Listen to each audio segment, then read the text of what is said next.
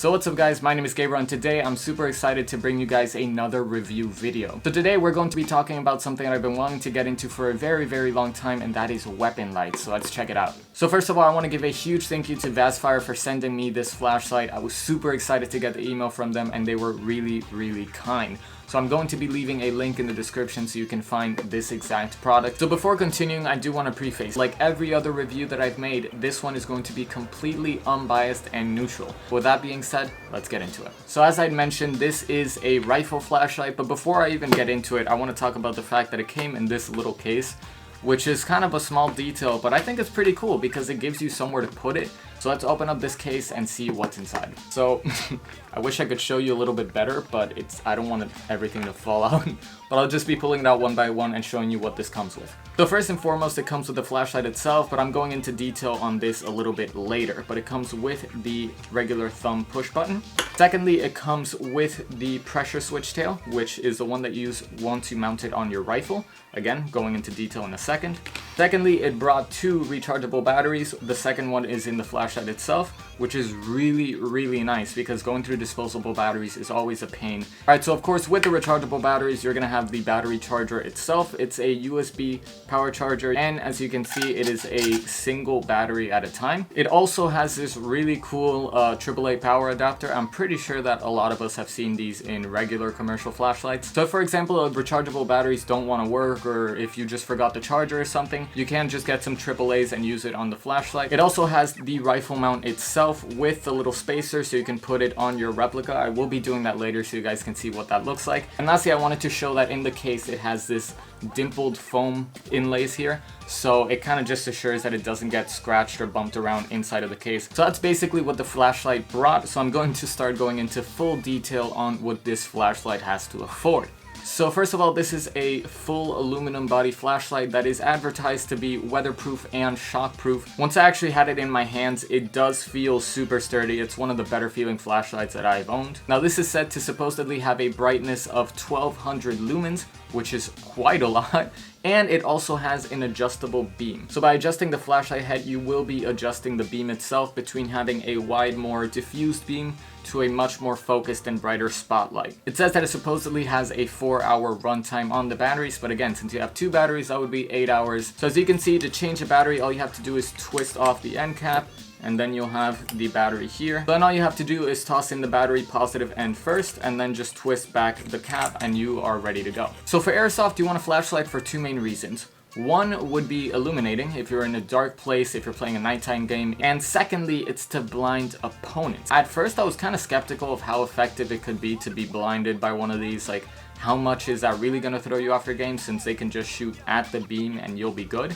And then I was blinded by one, and let me tell you, it is completely disorienting. So right now I have quite a few lights on in my room, as you can see, but let's turn it on real quick and let's see kind of what the beam feels like. So it's at the shortest length when it comes to the beam adjustment, and as you can see, it is pretty bright. Again, I have a ton of lights on in this room, and it covers basically the whole wall. It's like a really nice even layered flashlight. Like, it doesn't have that, you know, sometimes cheaper flashlights have like kind of little textures in the light. This is completely even, completely diffused. Like, it looks really nice, and it covers the room quite nicely. So as you can see, I'm gonna start focusing.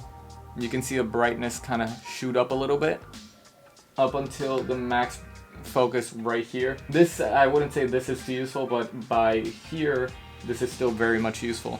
And you can see the difference between brightnesses on each one. It's honestly pretty impressive. So I'm gonna just aim it at myself. Again, I have two lights on me right now, really bright, and you can see the difference right here. As you start bringing it in and adjusting, I'm not gonna point it at my eyes because it's way too close. You can see I'm completely blown out here. Like, this is really bright. So I would say that if this was, yeah, wow. If this was used against me, I would be feeling it. I'm not gonna aim it directly at the lens just in case that damages it for some reason, but you can see, just aiming to the side, this is like plenty bright. So I'm gonna change over to the other pressure switch tail cap, and we'll kind of see how that one works instead. As you can see, I put on the pressure switch tail cap, which is the one that you would use on your rifle mounting, and this pressure switch has two different options.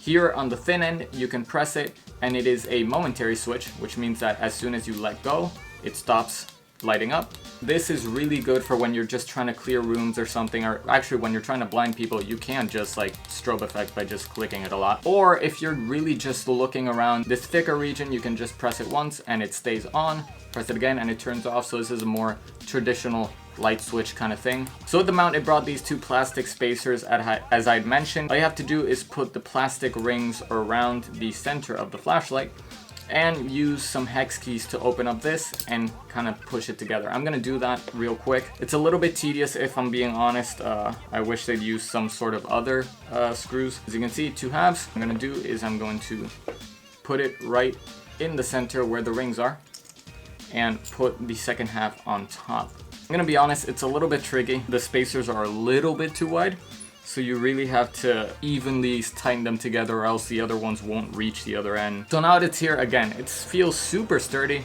I would not doubt this going anywhere. So here you can see the 20mm rail mount. This is what you're going to be putting on your rifle.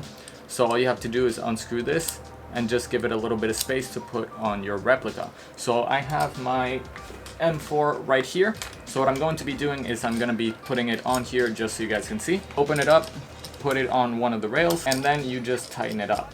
And just hand tighten it, but it also has these little holes. So what you could do is just put an Allen wrench here and use that for torque.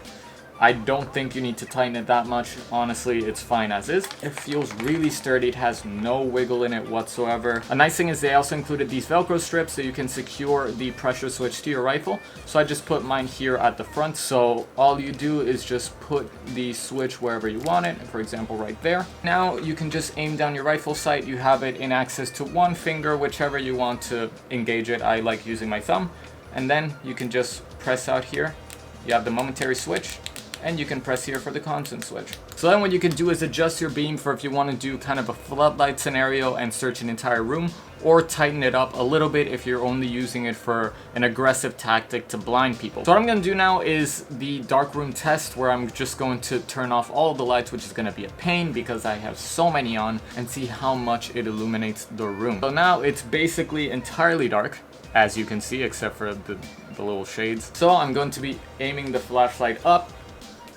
Okay, so as you can see, there you go. Pretty good.